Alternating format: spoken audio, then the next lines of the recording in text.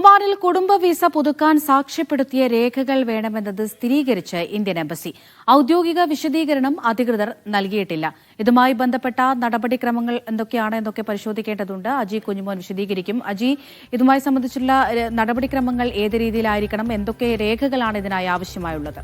അമൃത, പ്രദേശ പ്രവാസികളെ സംബന്ധിച്ചിടത്തോളം ഏറ്റവും വിലപ്പെട്ട രേഖകളെല്ലാം തന്നെയും ഹാജരാക്കണം. നിർണായകമായ വിവരങ്ങളും ഒപ്പം തന്നെ എംബസി അറ്റസ്റ്റേഷനും ഒക്കെ ഇതുമായി ബന്ധപ്പെട്ട് നിർബന്ധമാക്കുന്നു എന്നുള്ളതാണ് നമുക്ക് അറിയാൻ കഴിഞ്ഞത്. ഏതായാലും ഈ കുടുംബ വിസയുമായി പുതുക്കിയ സാക്ഷ്യപ്പെടുത്തിയ രേഖകൾ ഏതൊക്കെയാണ്, വിദ്യാർത്ഥികൾക്ക് ഏതാണ് വേണ്ടത്, പങ്കാളികൾക്ക് ഏതാണ് വേണ്ടത് എന്നൊക്കെ കൃത്യമായി തന്നെ നമുക്ക് ഗ്രാഫിക്സിലൂടെ തന്നെ നമുക്ക് നോക്കാം. ഒമാനിൽ കുടുംബ വിസ പുതുക്കുന്നത് എങ്ങനെയെന്ന് നമുക്ക് ആദ്യം പരിശോധിക്കാം.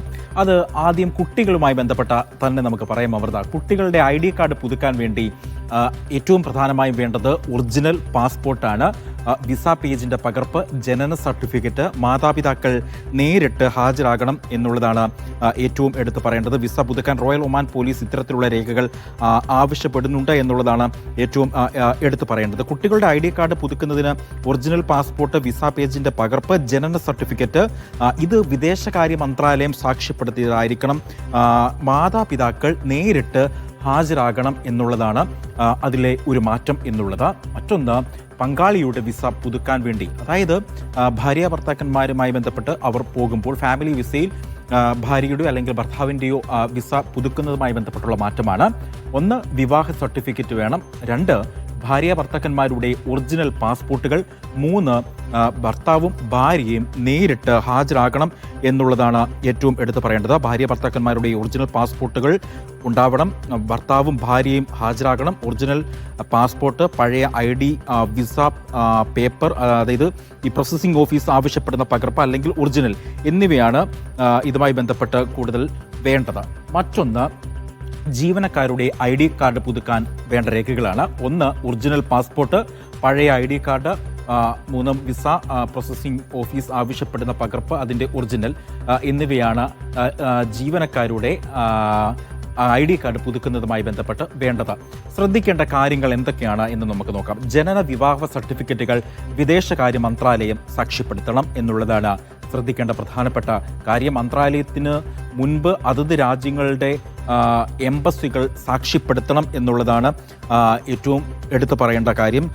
ഇന്ത്യൻ എംബസിയുടെ ഔദ്യോഗിക വിസ, പാസ്പോർട്ട് എന്നിവയിൽ സാക്ഷ്യപ്പെടുത്താനായി നിരവധി സംവിധാനങ്ങൾ നമുക്ക് ഉണ്ട്. അതുമായി ബന്ധപ്പെട്ട് ഇത് സാക്ഷ്യപ്പെടുത്തണം എന്നുള്ളതാണ് പ്രധാനമായും എടുത്തു പറയേണ്ടത്.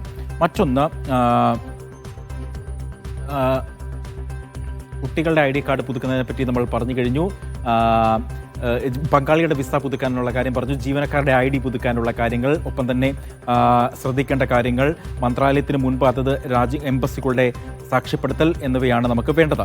മറ്റൊരു പ്രധാനപ്പെട്ട കാര്യം, ഇന്ത്യക്കാർ വിസ, പാസ്പോർട്ട് എന്നിവ സാക്ഷ്യപ്പെടുത്താൻ SGVIS വഴി അപേക്ഷിക്കാം എന്നുള്ളതാണ്. അതായത് ഇന്ത്യൻ എംബസി സാക്ഷ്യപ്പെടുത്തേണ്ട രേഖകൾ അപ്പോയിൻമെന്റ് എടുത്തു കഴിഞ്ഞതിന് ശേഷം SGVIS സെന്ററുകളിൽ സമർപ്പിക്കാം. അപ്പോയിൻമെന്റുകൾ വരുമ്പോൾ സർട്ടിഫിക്കറ്റുകളുടെ അസൽ പകർപ്പ് കൊണ്ടുവരണം എന്നുള്ളതാണ് ഏറ്റവും പ്രധാനമായും പറയുന്നത്.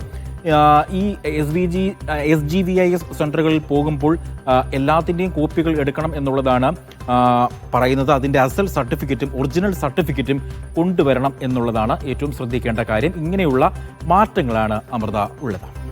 ശരി, അതേ കുഞ്ഞുമോനാണ് കാര്യത്തിന്റെ വിശദമായ വിവരങ്ങളൊക്കെ തന്നെ